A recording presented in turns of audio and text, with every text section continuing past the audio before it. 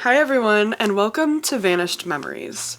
This is a channel that's specifically going to be dedicated to covering cases and bringing awareness to cases of missing people and true crime cases that have not gotten as much coverage as other ones have. My name is Brianna, and today I'm going to present to you the case of Sean Isaac Sidi, which we'll get to in a moment. I do want to mention that this is the first video of this channel, but if you're interested in content such as this about missing persons or true crime cases, I do intend on releasing a video once a week, hopefully on Wednesdays. So please don't hesitate to subscribe, leave a like, comment, or share this video to get the word out there about this channel. Without further ado, here is the case of 19-year-old Sean Isaac Sidi, who went missing in May of 2013. Before I fully delve into this case, I do just want to mention one triggering topic that will be brought up very briefly throughout this video. It will be the topic of suicide. It is very briefly mentioned, but I do just want to take the time to give that trigger warning in case someone feels like they can't handle that right now and needs to click out of this video. I also will attempt to put a trigger warning on screen when that subject is talked about. Because of this topic, viewer discretion is, of course, advised. So today, as I mentioned before, I will be talking about the case of Sean Isaac Sidi. Now, Shaun was a 19-year-old male who went missing in San Francisco in California on May 21st of 2013. Shaun was born on April 16th of 1994 to parents Lynn and Claude. He is Asian and Caucasian descent, and at the time of his disappearance, he was about 120 pounds, 5'5", and had dark brown eyes and dark brown hair. His hair was also said to be thick and wavy at the time. Shaun also had dimples, which you'll see in some pictures of him on screen, and he also had a slight droop in his right eye. So Shaun has many distinctive features, as I mentioned, with the dimples and the slight droop in his right eye, but there's more to that than meets the eye. So about 6 months before Shaun went missing, he actually suffered from a TBI, or a traumatic brain injury. Now, it's not specifically mentioned what exactly that injury was, but it was known that he actually was in a coma due to this injury, and because of that, he actually had a cranioplasty, which was a composite skull that was put into the right side of his head.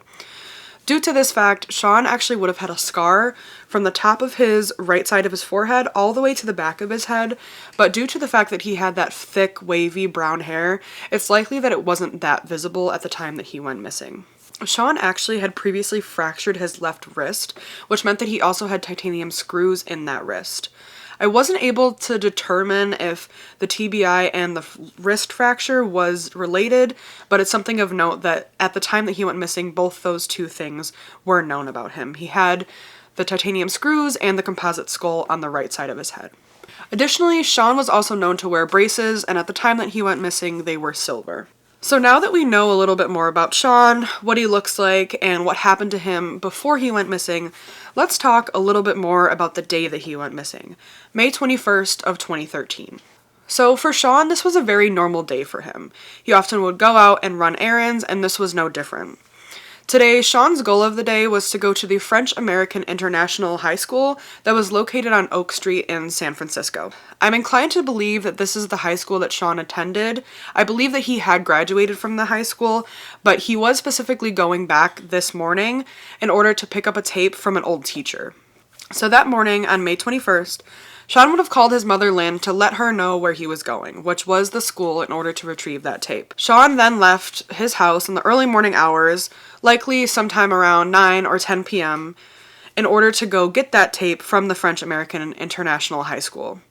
At the time that Shaun left the house, he was wearing a black and gray North Face jacket, as well as blue jeans and some black slip-on Vans that had white trim as well. It also was likely that Shaun had the splint that was on his left arm, likely due to that previous fracture that we talked about, and it was known that he had his left ear pierced, but I wasn't able to determine if he did in fact have that piercing in his ear at the time, or if it could have been taken out. So it is possible that he had it in, but we're not 100% sure.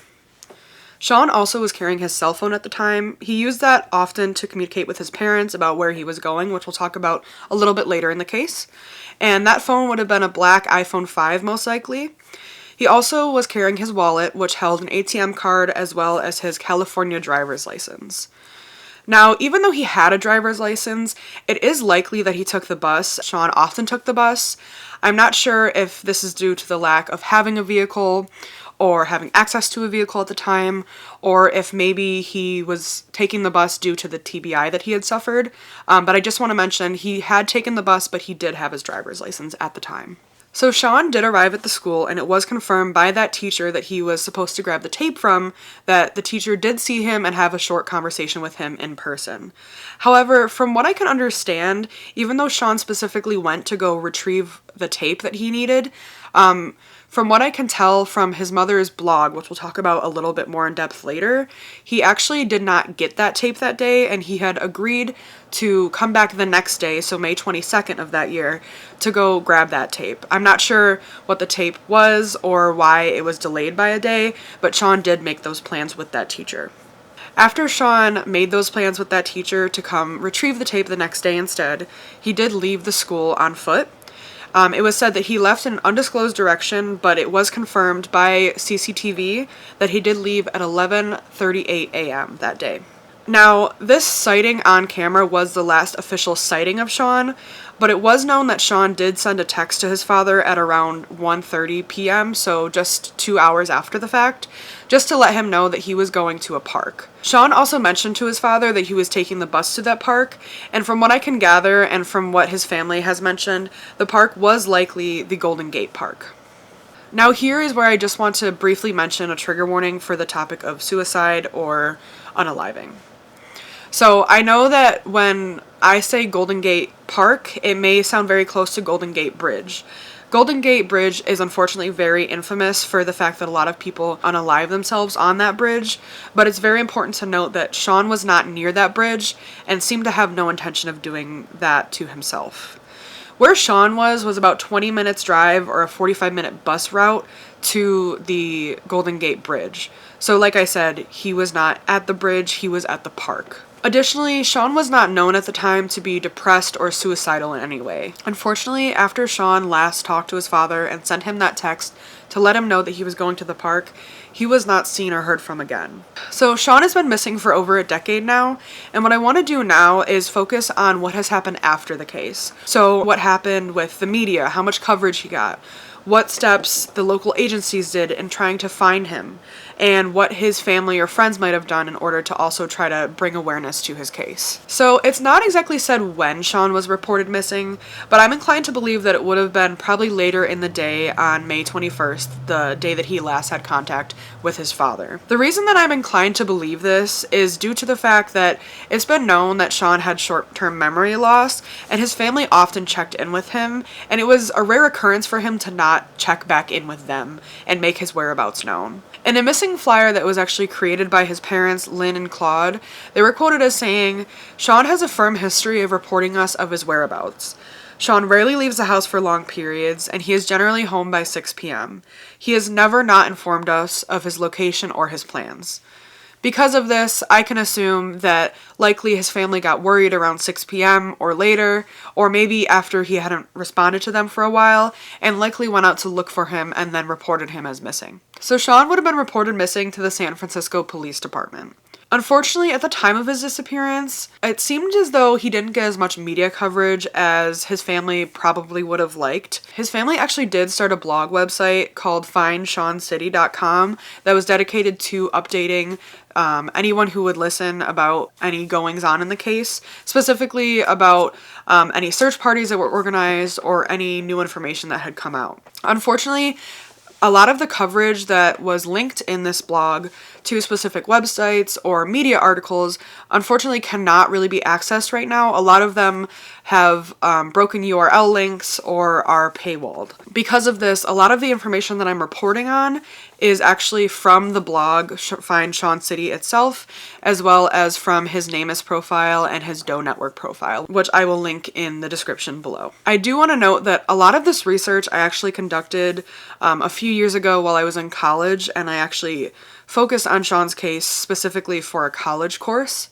So I was able to find a lot of information then. However, some of the information is gone now, even though it's only been about 2 years since then. Specifically, the FindSeanCity.com website is actually taken down now. It seems as though the domain was taken down just a few months ago in July. But since I do have the information already that I was able to take from that website before it was taken down, I do want to report on some of it that I was able to find. So the first post made to the Find Sean City website was actually links to media articles about him. Specifically, it was a link to 5 or 6 articles that mentioned him, but like I said before, a lot of articles right now are either paywalled or no longer available. The website for Shaun seemed to be very active for a while, however, it did kind of taper out. And before the website was deactivated, I was able to determine that the last post was made in 2019, so about 6 years ago now, almost 7. There is actually a Facebook page that's made for him. It's called Find Sean City. It seems to be made by his family, and specifically, again, his mother seems to be running this page. It's updated more frequently, and it's still active at the moment, but often posts on anniversaries of his disappearance as well as his birthday, and will post some articles about other missing people cases to bring awareness to them. So as of filming this first episode, Shaun has been missing for over 12 years, almost 13 at this point, and it seems as though there really hasn't been many leads on his disappearance.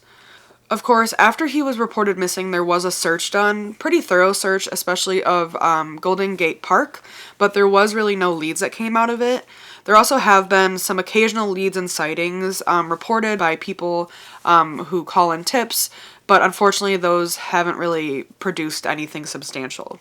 So I was actually able to find, before the blog post website, FindSeanCity.com was deactivated, that only about a month after Shaun went missing, his family actually posted that they did hire a private investigator, but there really was no updates on that, and unfortunately Shaun does remain missing.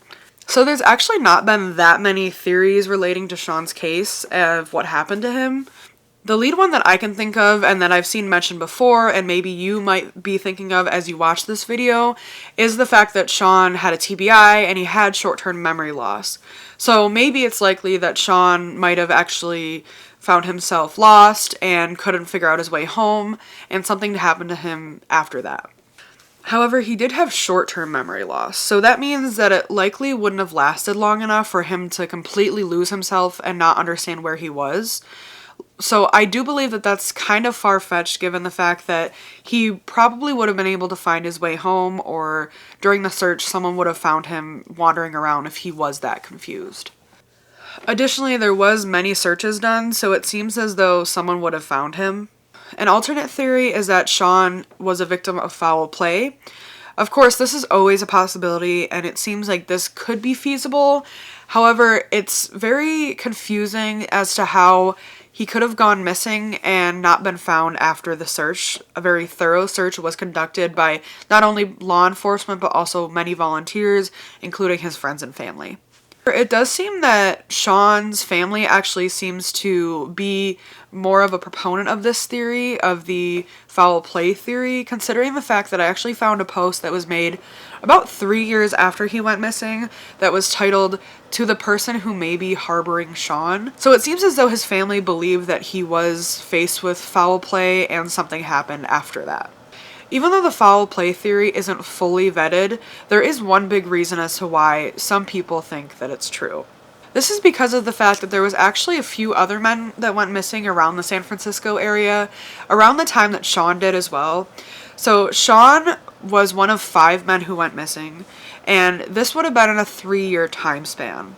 These cases have been collectively referred to as the California Five. However, I do just want to mention that there is a pretty famous case called the Yuba County Five, which is in California. These are different cases, and the California Five isn't as well known as the Yuba County Five. So the other men who actually went missing included 19-year-old Jackson Miller, who was last seen on May 15th, 2010, followed by 29-year-old Cameron Raymer on October 6, 2011. Then 20-year-old Christian Hughes on February 7th of 2013, followed by 23-year-old Sean Dickerson on December 12th of 2011, and then finally Sean Sidi, who we know went missing on May 13th of 2013. Now, some people, like I said, do subscribe to this theory of the California Five, due to the fact that they were all 5 men who went missing in the same area over a span of 3 years. So the issue with the California Five theory, unfortunately, is that there's not really much ground for similar cases.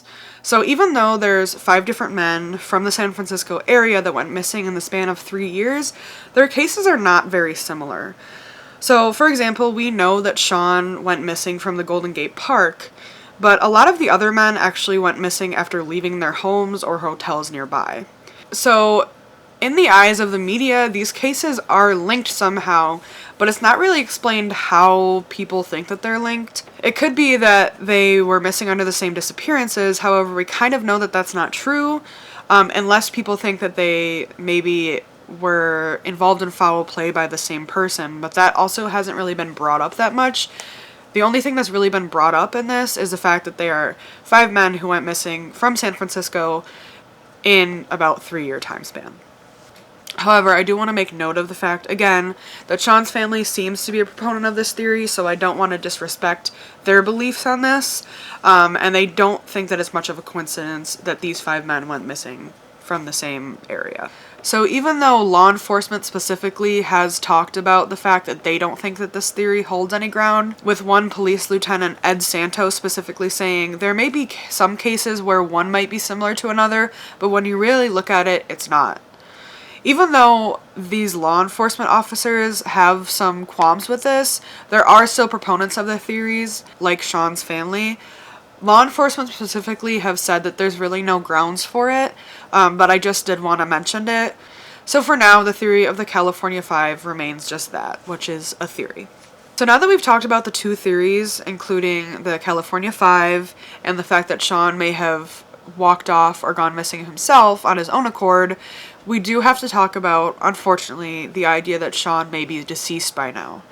Of course, it has been almost 13 years since he's been missing, and it's likely that he could be deceased due to the fact that he has had 0 contact with anyone, friends, family, or otherwise. Before I end the specific dialogue on Shaun and his case, I do want to bring up a point of saying that it could be possible that Shaun has already been found, but just hasn't been identified, especially if his remains could have been found years after the fact. So, for example, as I mentioned before in this video, I actually did research on this case when I was in college about 2 years ago. So during the research that I conducted during college, I was tasked with seeing if there was any unidentified bodies within the NamUs website, which is where Shaun's information is listed as a missing person, if there was any of those particular cases that could match with Shaun. Of course, when I was given this assignment, I didn't really believe that I would be able to find anyone that matches his description, especially because I'm just a regular citizen.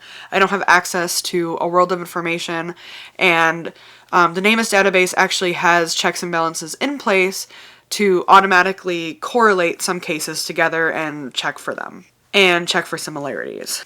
However, I did end up finding one that stuck out, which I do want to mention, especially because, as you'll see when I talk about it a little bit more, there was some interesting happenings after researching this case a little bit more. So I did find a decedent who was listed on NamUs who kind of matched Shaun's description.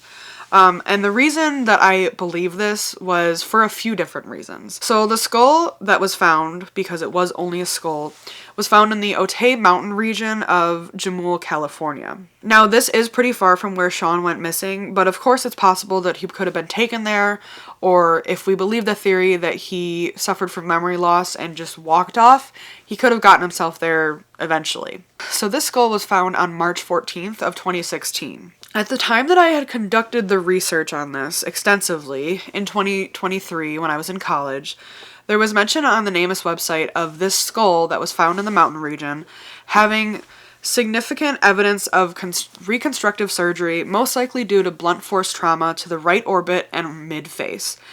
Of course, that stuck out to me because, as we know, Shaun had that cranioplasty surgery, which meant that he had a composite skull on the right side of his head. The skull also had 6 surgical brackets installed into it, which at the time of my research were actually put into the skull recently enough that healing had occurred, but there was no bony overgrowth of the brackets, so not as much healing had occurred. This did seem as though it aligned with Shaun, since we know that he suffered the TBI about 6 months before he went missing, and to the right side of his head. Due to this information specifically, I actually took my information and my comparison to my professor at the time, who actually also agreed with me that there was some overlap, which I eventually did take to NamUs. It did take me some time, but I actually did submit it to NamUs in February of 2025. About a week later, I got a response saying that they were going to look into it. So after that, I had looked at Shaun's profile several times, because if you look in the NamUs profiles, you can actually see if there are any comparisons that have been made from decedents that are on NamUs to the missing people. And on Shaun's profile, it had never been updated, so I just thought they were taking a while, or they just weren't updating his profile. So I didn't really worry about it. I knew that they were going to look into it. However, what was interesting to me is when I looked over this case again just a week ago, I actually found that NamUs changed some information. I did actually look more into the skull that was found, so I looked more into the unidentified person's profile, and I did find that Shaun was listed as an excluded missing person on that profile, which of course meant that Shaun was excluded as being that person who was deceased. Of course, this was a little upsetting. I had poured a lot of work into this, and I wanted his family to get some justice for what had happened and get some clarity, but regardless, I was at least glad that I was able to submit that information to NamUs and get him excluded as a person that could have matched this skull. So that should have been the end of this part, of course. That should have been the last theory about Shaun and what happened to him. However, I do want to mention some interesting information that I found out when looking back into the unidentified skull that was found. So, as I mentioned before, the skull that was actually found had surgical brackets in it that had not yet been fully healed. This had been included on NamUs, and it's information that I had cited several times in research papers and in doing research for this podcast specifically. So in going back and referencing the unidentified persons case that very closely matched Shaun's distinctive physical characteristics, I found something very interesting. And what I found was that somehow, after I had specifically reached out to NamUs to give them information that could lead to a positive identification of both Shaun and the unidentified person, they erased all of the distinctive characteristics from that unidentified person's profile. So at first, when I went to do the research again, I genuinely thought that I had somehow made a repeated lapse in judgment. I assumed that somehow I had accidentally been citing the wrong unidentified persons case over and over again, but that wasn't the case. So what I did was I didn't just look at the NamUs unidentified persons profile, I ended up looking at several other sources. And specifically, I looked at the Doe Network, who has basically always the same information as NamUs does. So what I found was that when I looked on the Doe Network's profile of the unidentified skull that was found, it still had those very distinctive characteristics, i.e. the surgical brackets, the skull that was not quite healed over. But NamUs somehow completely erased that, and I'm very confused as to how that happened, and confused as to why they would want that to happen, considering that those are such distinctive characteristics that could very well lead to a positive identification. So the only feasible explanation that I could really think of was maybe that some type of issue occurred with cases crossing hairs, so to speak, and information getting tangled up and put into the wrong case files. But that really doesn't make sense when you consider the fact that the Doe Network profile still has the same amount of information and still shows those distinctive characteristics. So because I'm the person that I am, and I got very curious and downright weirded out by this, I actually decided to look at the Wayback Machine on the internet. I don't know how accurate this website is, but I know plenty of people who have used it, and I actually haven't personally before this case, but I figured I'd just give it a shot and see what came up from it. And what I did find was kind of interesting. So, like I said, I did submit the tip that this skull could be Sean Sidi's to the NamUs database around mid to late February of 2025, so this year. And of course, I don't know when exactly they looked into it. I do know that about a week after that, they did reach out to me saying that they were going to look more into this case and the comparison. But according to the Wayback Machine, there was quite a lot of activity on the unidentified person's profile. So I found that on March 28th, so about a month after I gave that tip, which could make sense considering I'm sure that they need a lot of time to look into these cases and make comparisons properly, I found that there was actually 28 clicks on that day on that specific unidentified person's profile. So I was looking at the trends otherwise for clicks on that specific unidentified person's profile, and normally there's not that many. There could be a few a day, sometimes there's none on a given day or a span of a few days, and every once in a while you'll get a few extra clicks. Could be from me, from prior research, could be from anyone who's just interested in the case.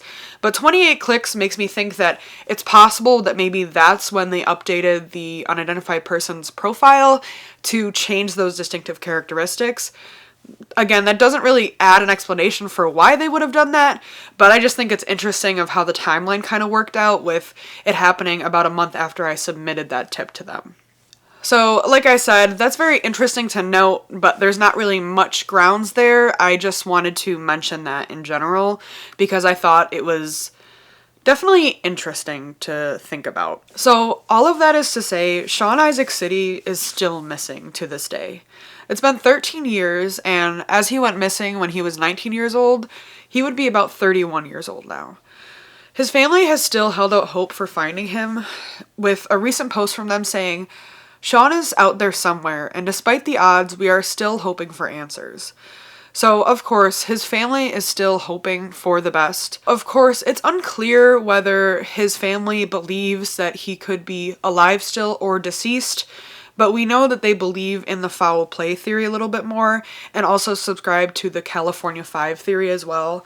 So it's likely that they might now come to the realization that it's unlikely to find him safe and alive, unfortunately.